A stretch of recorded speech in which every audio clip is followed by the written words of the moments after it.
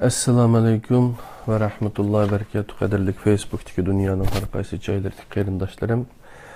Hammalarninki mushu vaqti ve bunun keyingi vaqti bu dunyolikı ve o dunyolikı her ikki olamniki baxt, saodatga to'lsin, jinim do'stlarim. Men Abdulaziz Beshto'g'roq Istanbuldan Zaytunburndagi uyimdan sizlarga Allohninki jannat salomi bo'lgan assalomu alaykum ve rahmetullahi ve berekatuhu degan salomni qilish bilan birlikte o'rganib ketgan, o'rganayotgan tadbiriyay sin darslari iman insonning baxti. Yaqinroq qarasanglar, iman insonning baxt saodati degan bir kitap bu. Bunu dedim, hemimiz baxt saodatni izlayotgan, baxt saodatninki ovchilari. Biz dünyada qanday qilsak baxt yashaymiz deb qilgan, etgan hamma ishlarimiz balkim shu baxt saodat uchun bo'lsa kerak.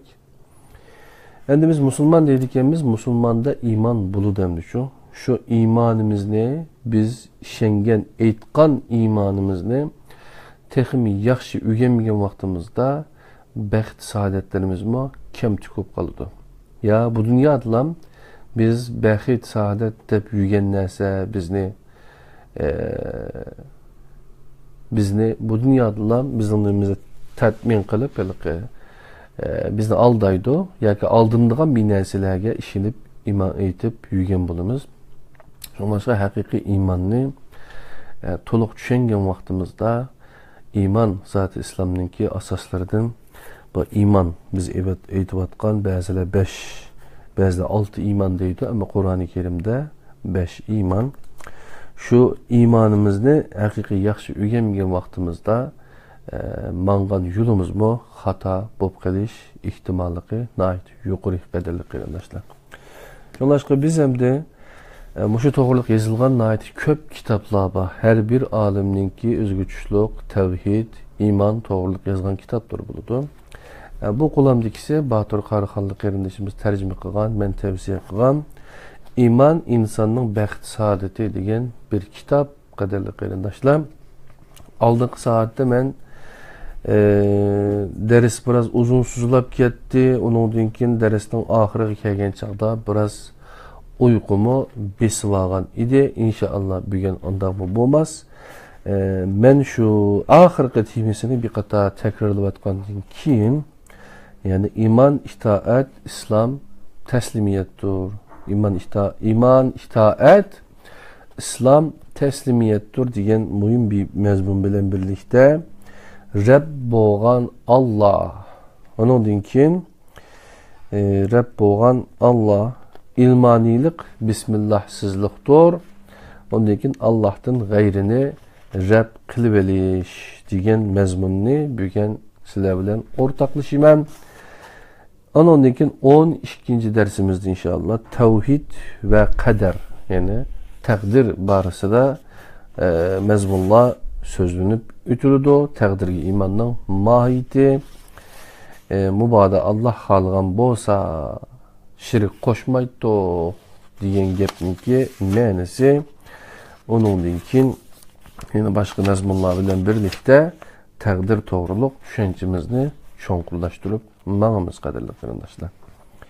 Ada olsa quluqlar tadbiriyay sin darsleri iman insonning baxti degan kitobninki 11.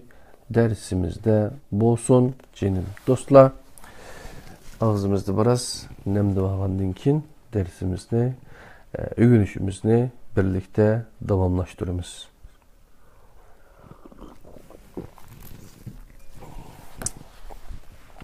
İman, itaat, İslam bo'lsa teslimiyettir.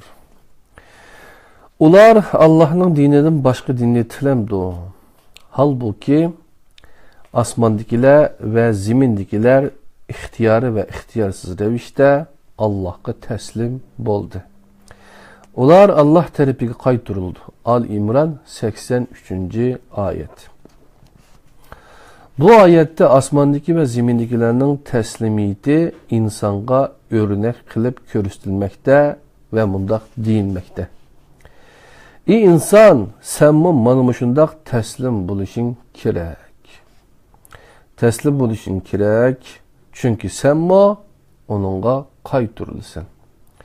Shundoq taslimiyat islomning itoat, imonning dal o'zidir. Kishi nimaga itoat qilgan bo'lsa, shuning taslim bo'lgan, nimaga taslim bo'lgan bo'lsa, onunğa qo'l bo'lgan bo'ladi. Bu sebepten Allah Resulullah'a mundaq deyishga buyurgan.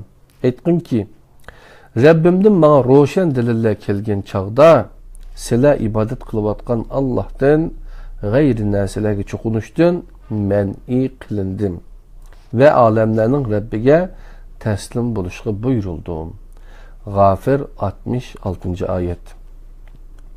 Hazreti Ali aytgandek, İslam taslimdir.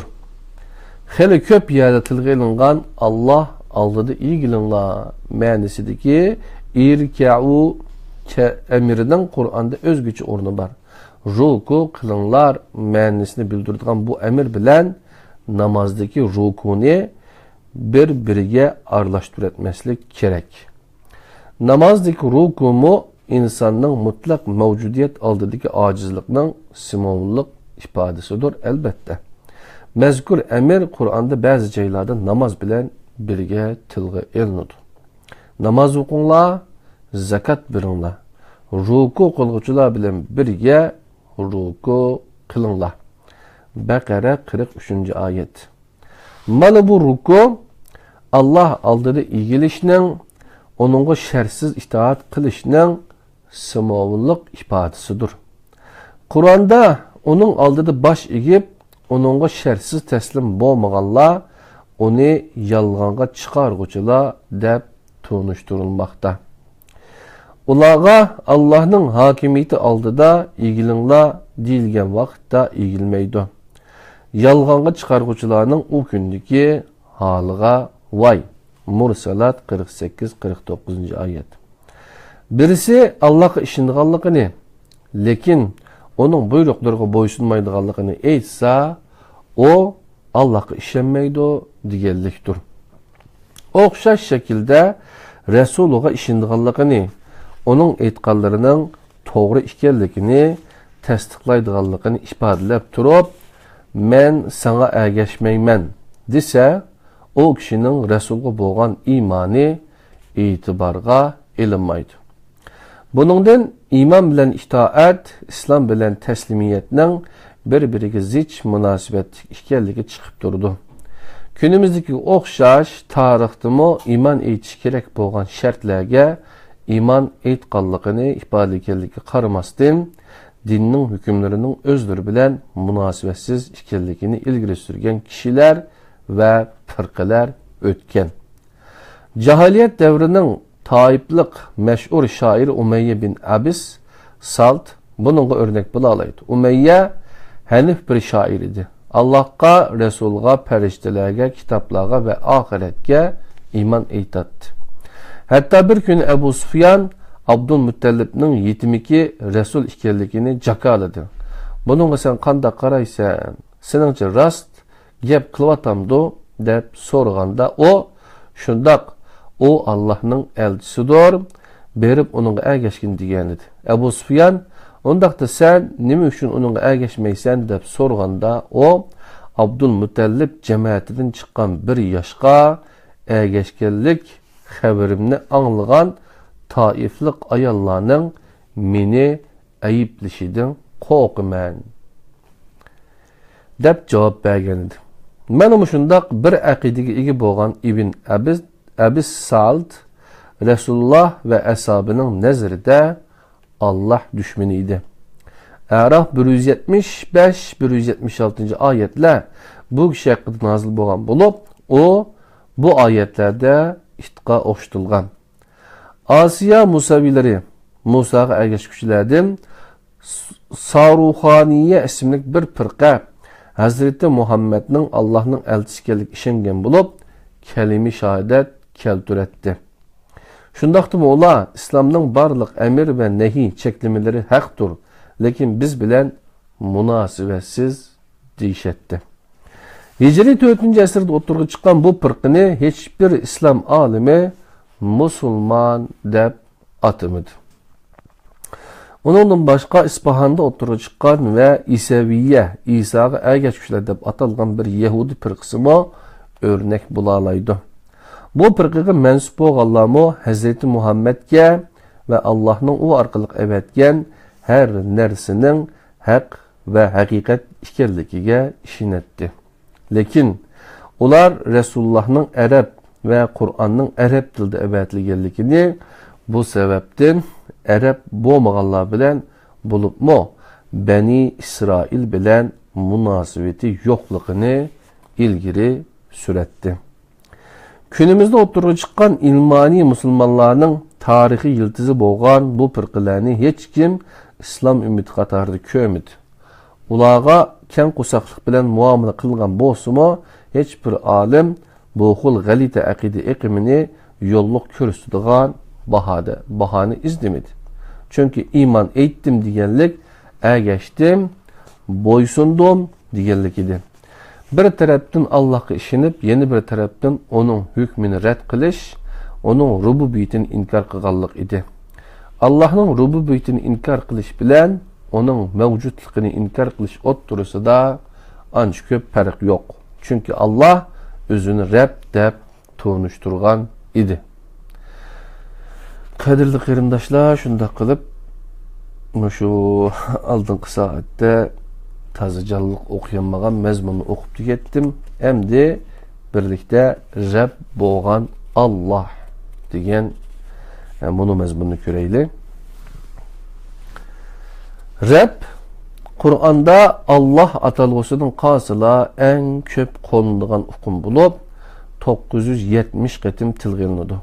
Rab meyli nuzul tertipeti olsun, meyli tedvin toplanış tertipeti olsun, toncu sürünün toncu ayetede konulgan isim süpet bulup Allah'ın şunca isim süpetleri arasından tallanıp en başka koyulgan isimdir. Nuzul tertipede birdek itiraf kılıngan noktadan yolga çıkıdığan bolsak, Alaq sürüsünün aldaki 5 ayeti tuncu qatim nazil bolgan ayetler idi. Bu sürünün tuncu ayetide konulgan tuncu isim Rab idi. İkra bismi Rabbik, Rabbinin ismi bilen oku. Obdan oyunlup bakaylı. Bir kişi vahiy bilen tuncu qatim uçuruşuvatıdı. Bu insan Allah bilen Allah tuncu qatimlik ala qilishvatıdı. Bu insan bilen Allah tuncu qatimlik ala qilishvatıdı. Bu sebepten tuncu uçuruşta Allah özünü tunuşturuş gerek idi ve tunuşturdu. Allah özünü tunuşturganda şunca köp isim süpetleri işinin fakat birisini la işletiyordu. Elbette siz mi birisi bilen tuncu qatim uçuruşqınızda onunla özünüzü tunuşturuş üçün isim süpetlerinizin işidin en tonuşluq, en katta, sizde en yaxşı temsil kıldığan süpetinizni eğitisiz. Allah elçisi kılıp tanıgan Hazreti Muhammed bilen tunca diyalogu da onun kalbideki iman, zihnideki obrazını özüge layık bir isim süpet bilen toşkuzuş, hitap kılınğucuğa özünün kattılığı, uluğluğu, olbiliğini ifadeleş üçün isimlerden bir isim, süpetlerden bir süpet tallap, özünü bu isim bilen tunuşturdu. Rab. Bu, Nebi'nin Hira'nı merkez kılıp ötküzgen uzun tefekkür ceryanı da zihnede peyda bolgan kandak bir yaratkucu degen bir sualının cevabı idi. Nebi'nin uzun mezgillik izlenişi ceryanı da en başta bilişini arzu kılgan ve en köp oylangan noktanın yaratkucusunun alayidiliki ve süpütü buluşu tabii bir ehval idi. Nebi Allah'ını biliş ve tonuşqa bekme kızıkkan bulup onun intilişi Allah bilen tonuşqa bolgan arzusu bir işqqa aylangan idi.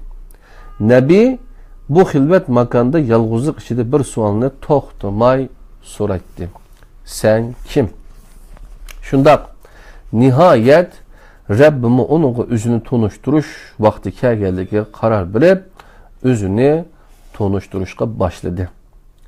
Men Rabb boğucu zat. Şundaqken Rabbinin ismi bilen oku. Rabb boluşunun nemi degenlik ikenligini Nebim o başka Araplarga okşaş yaxşı biletdi. Çünkü Allah özünü tonuşturganda hitap kılınğıcı, düşünüdüğün tilde hitap kılgan idi. Rabb ismi Nebinin zihnide şekillengen nurgun sualının cevabı idi. Əslində.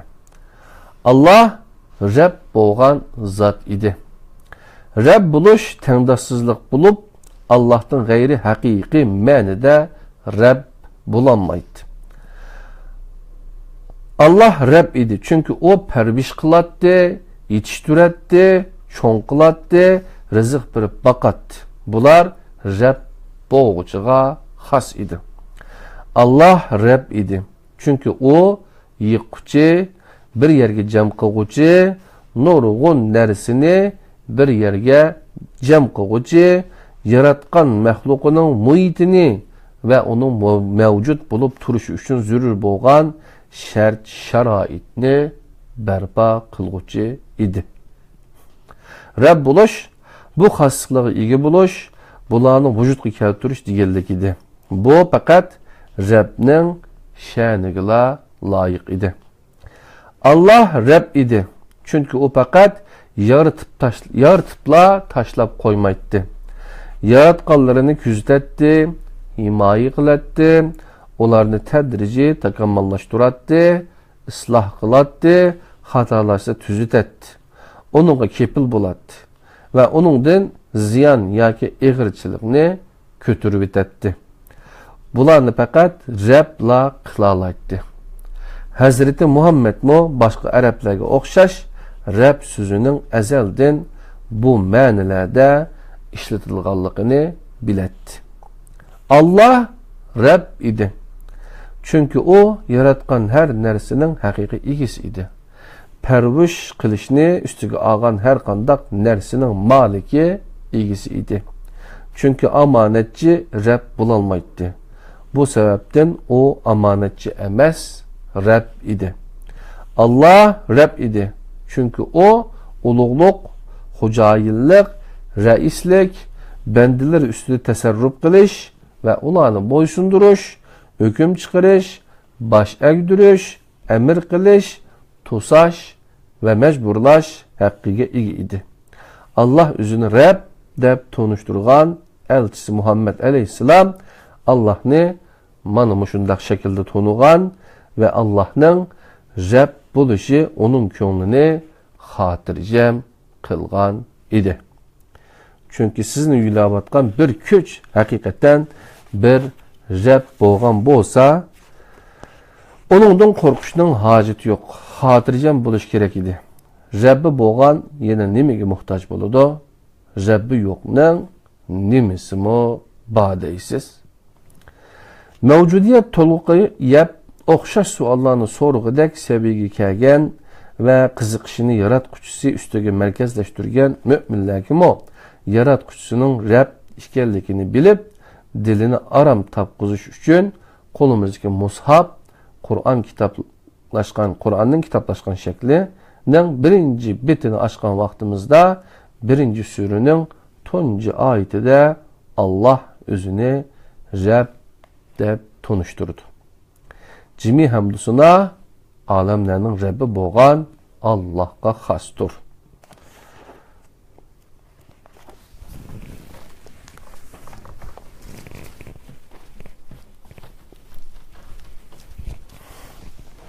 Biraz soğuk kirvatı da havalar biraz soğuk başladı İstanbul'da. Bu yerde mi Allah özünü tanımakçı boğanlığı Rabb boğan Allah şeklinde tanıştırmatıdı. Ama bu yerde onun Rabb işkeldeki namayen kılgan bir izahat var. Yani alemlerinin Rabbi Allah'ın kattılık.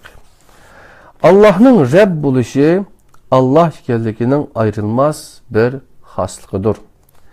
Şuna Meryem oğlu Mesih aleyhisselam mu insanlığı elçi kılıp ibadetilgende o Allah'ını mundaq tonuşturgan idi.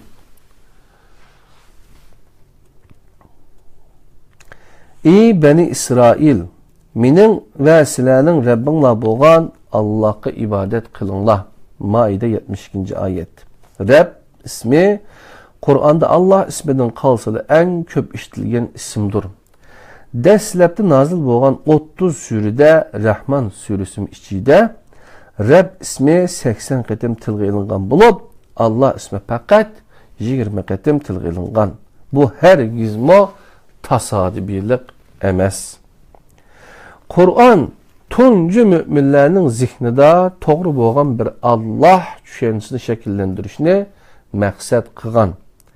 Chunki hal qilish maqsad qilingan masala kishilarni Allohning borligiga ishontirish masalasi emas edi. Öz davrining jahiliyat insonlari Allohning borligini bilatdi va uningga ishonatdi. Bu davrdagi kishilarning Allah tushunchasida xatolik mavjud bo'lib, Allohga xos bo'lganni boshqalarga berib, aqida jihatdan ezib ketgan edi. Bu sababdan Allah dastlabda tushirgan oyatlar orqali kishilarning zehniga o'zining Rab ekanligini o'chmas shaklda yozishni maqsad qilgan edi. Bu sababdan yaratquchining eng katta ismi bo'lgan Allah iborasining 4 hassiga to'g'ri keladigan shaklda Rab ismi ishitilgan. Chunki Rab sifati qabul qilinmagan bir Allohga mushriklar uzundan buyon ishinib kelmoqda edi. Qur'on Allohning Rab ekanligini müminlarning qalbiga va zehniga o'chmas harflar bilan yozgandan keyin 8 yerda bunda xitob qiladi.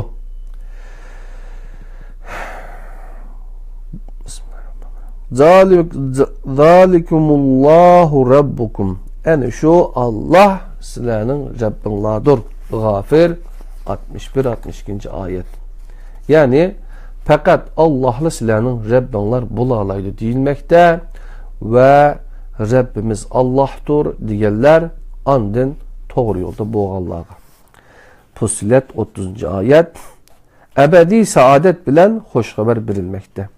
Kur'an'da ilah ibaresi butlar için işletilgen bulup, Rab ibaresi butlar ve tağutlar için işletilmeydi.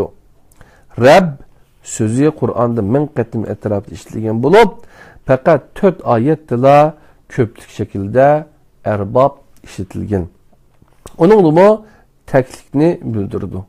Bu 4 ayetin hemmisi de Rablik sübütüne başkasıga birişini red kılış için işletilgen bulup, Allah'tan gayrini Rab deb ataş üçün tilga ilinmagan. Kur'an'da Rablik sübütü fakat Allah'a xas kılıngan bulup, başka birisi üçün bu sübüt işletilmeydi. Rab ismi Kur'an'da daim iniqlıqıcı sübütü işletildi. İşaret qoşumçusu bolgan el bilen qoşup el-Rab, er-Rab şeklinde işletilmeydi. Allah ismi bu şekilde tilga ilinmaydı. Rab bo'lmagan bir Tanrıga ishonish arzusi insoniyatning eng qadim azg'ulluq ve ochko'zliklaridan birisi. Rab bo'lmagan bir Tanrıga ishonish arzusi insoniyatning eng qadim azg'ulluq ve ochko'zliklaridan birisi.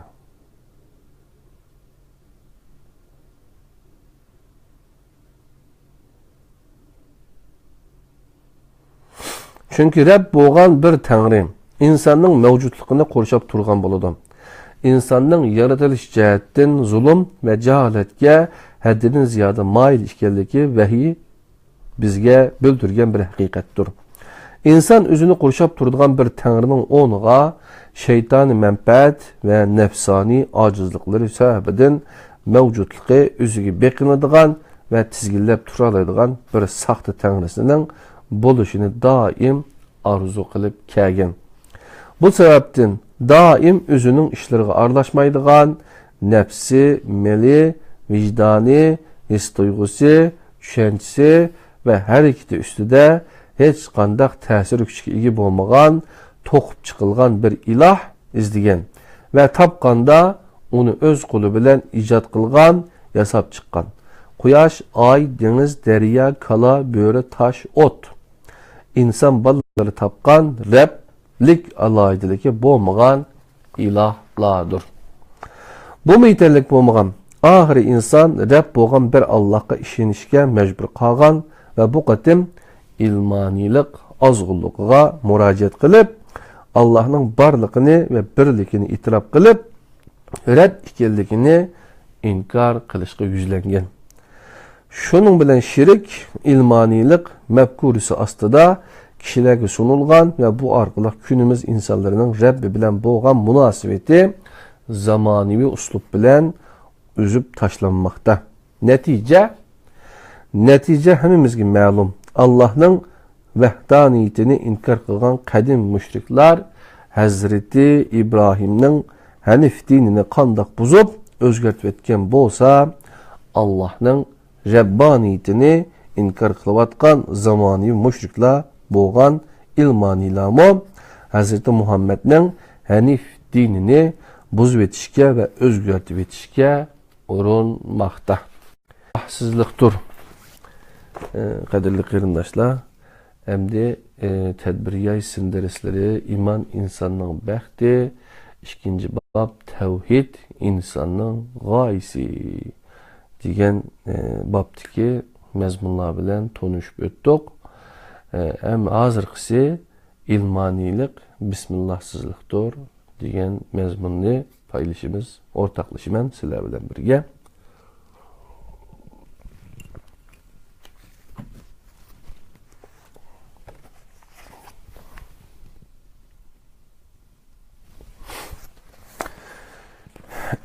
İlmanilik bismillahsızlıktır. İlmanilik şirk akidesinin bir günlerde Müslümanların beşiğe bala bulduğanlıqını Resulullah biletdi mi yok? Bu mağana ma'lum.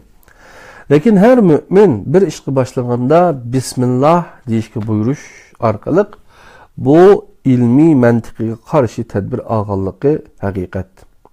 Bismillah insanın işini Allah'ını yad etken halda başlışı. Allah'ın işiga arılaştırışıdır. Bu sebepten Bismillah Allah sizlikini red kılıştır. Manın bu noktadan Bismillah İslami dünya qaraşdan açqışıdır. İlmani dünya qaraş Bismillahsiz buluştur. İlmani buluş bolmaslık oturusiki fark, Bismillahlık buluş bolmaslık oturusiki farkka oxşaydı. Bismillah bilen başlanğan iş meşruiyetini Allah'tan alıdı ve meşru yani kanunlukını meşru işler Bismillah bilen başlandı. Bismillahsız işler şeytana layıktır. Bismillahsızlıkның ilmanilik hatta şeytani bir dünya karşı işkellikin eçinin zürriyeti var mı?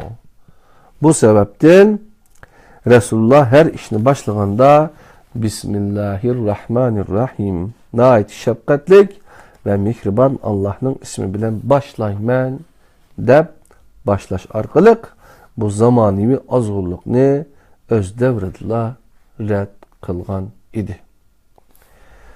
Hem de yine bir mezmun Allah'tan gayrini red kılıbeliş. Allah'ın Rab işkenligi meselesi de insanlar düşer boğan şirik faqatla rububiyetini inkar kılış şirik emas. Bu meselede hatalaşkan yine bir nokta Allah'ın bu sübütünü Allah'tan gayrigi beriş, Allah'tan gayrini Rab kılıbeliş şeklinde özünü aks ettirdi.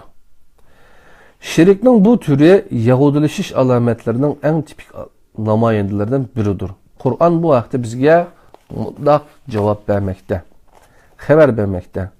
Ular özlerinin hibrilerini, rahiplerini, yani Yahudiler bilen Nasaralar, ya ki Hristiyanların dini başlıklarını, ölümalarını veya ki mollamlarını ve Meryem oğlu Mesih'ni Allah'a koşup Rab kılıp aldı. Halbuki ular Resulleri arkalık fakat bir ilah boğan Allah'a ibadet kılışkı buyurulgan idi. Allah'tan başka ilah yoktur. Allah onların şirik keltürgelerinden paktır. Tevbe 31. ayet. Bu noktada mesele Rab kılıp alganlarının kimligi bilen münasibetsiz. Bu Rabler Beni İsrail'de körülgendek din ehli, zahid ve abid kişiler. Hatta İsa aleyhisselam'a okşaş bir peygamber buluşuma mümkün.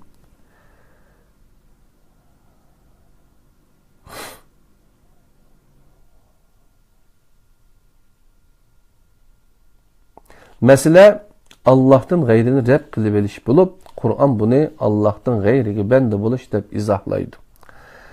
Bu ve bu xil hareket düşüncesi şirk deb ta'riflaydi. Düşüncesini şirk deb ta'riflaydi. Yahudileşiş mailliğinin alametlerinden biri boğan Musa ve İsa aleyhisselam ümmeti işide baş götürgen bu xil şirk kılmış, Muhammed aleyhisselam ümmeti yuqqan bulup, bu ümmet mu uluglarını, dini pişivalarını, velilerini Allah'tan başka Rab kılıp eliş illetiga giriptar boğan. Bu Rab kılıp eliş, ulağı secde kılış, ulağı bivasıta ibadet kılış şeklinde bulmaydı elbette. Yuqurida tilga elingan ayet nazil boğanda, sabık Hristiyan üleması Adi bin Hatem'nin boynuğu esivagan bir kirisini köygen Resulullah onu bir but deb ta'riflagan ve tashlib etish haqida nasihat qilgan. Ondan yuqoridagi ma'nosi qayd qilingan oyatni o'qib, mundaq tafsir qilgan edi. Shubhasizki ular diniy zotlarga va ulug'larga cho'qinmaydi. Lekin ular bu kishilar halol qilganni halol, harom qilganni harom deb qabul qiladi. Başqa bir oyatda Allohdan g'ayrini Rab qilib bilish, mayli bu boshqalar perişteler yoki nebiler bolsun, musulman bo'lgandan keyin kufrga qaytish deb ta'riflanmoqda.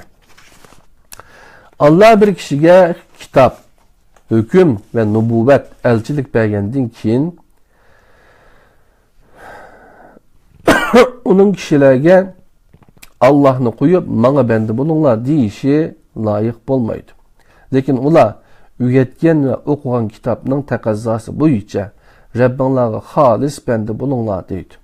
Shuningdek sizlarga farishtalar va nabiylarni Rabb qilib olinglar deb buyurmaydi. Sizlar musulmon bo'lgandan keyin sizlarni kufr qildi. Ali İmran 79 ve 80. ayet. Kishilarning yetakchilarini, din pishvolarini, kattalarını, hatta Resulullah'ni Rab qilib olishi hurmat va sadoqatning chekdan eshib cinayet derecesiga yetganligining bir namoyandasidir. Allah musulmonlarni bu xil muomaladan qattiq hazar aylashga buyurdi. Bir yahudilashish mayliqi bo'lgan ustozini, xo'jayinini, shayxini, g'ujusini Allohga qo'shib Rab qilib olish oshqulliqning aksicha itoatdan bir aqli bosh tortib, nafsi xohishni iloh qilib olishmi o'xshashla chekdan oshqonliqdir. Bu ikki xil muomala to'g'ri emas. Bu chekdan eshish va uning zidi bo'lgan beparvolikni yaxshi to'nib yetish uchun Rab qilib olishni man'iy qilgan barliq oyatlarda tilga olingan min dunillah, Allohdan boshqa iborasini yaxshi bilish kerak. Bu hargizmi nafsi xohishi, arzu havasini Rab qilib olish bo'lgan murabbisizlikka, ya'ni ustozsiz, yetaksiz bo'lishga dalil emas. Qur'onda ma'ni qilingan Rablik Allohga xos bo'lgan bir sifatni Allohdan g'ayriga berishni ko'rsatadigan Rablikdir. Ta'lim tarbiyada Allohni sirtda qoldirgan bir ustozning tarbiyasini qabul qilish Allohdan g'ayrini Rab qilib olishdir. Lekin mutlaq yetakchi bo'lgan Alloh ko'rsatgan prinsiplar doirasida ustoz bo'lish, mayli bu tarbiya ma'naviy bo'lsin yoki ma'naviy bo'lmagan beqib cho'ng qilishdan iborat moddiy bo'lsin, bular yuqorida tilg'ilingan Rab qilib olish kategoriyasiga kirmaydi. O'ttirda Allah bilan teng bo'lish, uning xos haqlarini o'zida namoyon qilish yoki teng qilib olish mavjud bo'lmasa, ustozni, shogirdni ayiblash to'g'ri emas. Bu ma'noda Yusuf alayhissalom o'zini beqib cho'ng qilgan Misrlik mo'tivarni Rabbim, xo'jayinim, beqib çoğ qilgan kishim deb tilga oladi va uning ayoli bilan nashoyon ish qilishni rad qiladi. Allah'tan gayrini rad qilib bilish oshqulliqning ziti bo'lgan beparvolik va ustozsiz yetakchisiz bo'lish, şaxtın şaqqa atlab yürüşmü bir aqide meselesi süpütüde aldığımızda çıkmakta.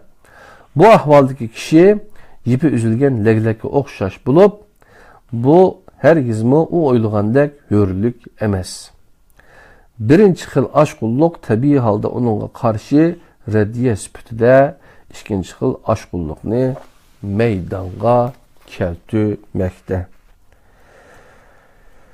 Kadirlik qeyrindaşlarım, bu tədbirya isim dərsləri iman insanının bəxt saadeti, iman insanının bəxt saadeti diye bunu kitap, yani Ustaz Mustafa İslam oğlunun ki düşün, yani Çən nəşriyatı tərəfindən nəşr qılınğan 1993 yılı 25 yıl bulun nəşr qılınıb diken qadirli qeyrindaşlar. Aşı kitaptan sizlərə ikinci bab tevhid insanın gayesi diyen mezmundan qaysi mezmununu köydək diyen çağda iman, itaat, İslam teslimiyettir. Rab boğan Allah, ondan kin ilmanilik, bismillahsızlıqdır. Ondan kin Allah'tan gayrine Rab qilib elish diyen mezmunlarını, 14 mezmununu birlikte okuduk. İnşallah 12. saatlik dersimizde tevhid ve kader, təqdirge imanın mahiyeti, mübada Allah halıqan bolsa şirk qoşmaydık. Onun için sünnet ve təqdir insanın təqdiri tallaşdır diyen mezmunlarını birlikte ügünümüz inşallah.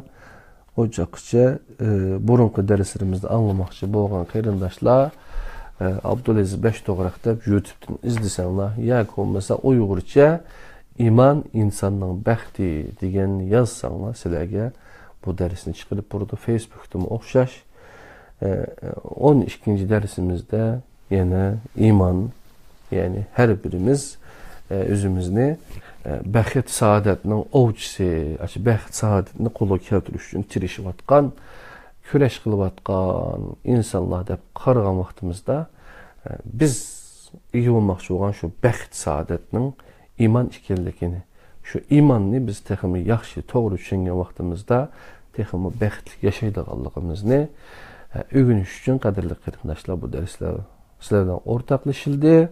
Paydasını görən bolsanlar, eğer sizə yaqqan bolsa, başqa qeyrindaşlar bilan ortaqlaşışınlarını, paylaşışınlarını, həm bəhirləşişinlarını ümid qiliman. Abdülaziz Beştoğraq qeyrindaşlar İstanbul Zeytinburnu'ndaki üydən sizlərə bunu birlikdə oqub paylaşdı. Həmminlarını Allah'a emanet qiliman. Esselamu aleyküm ve rahmetullahi ve berekatuhu.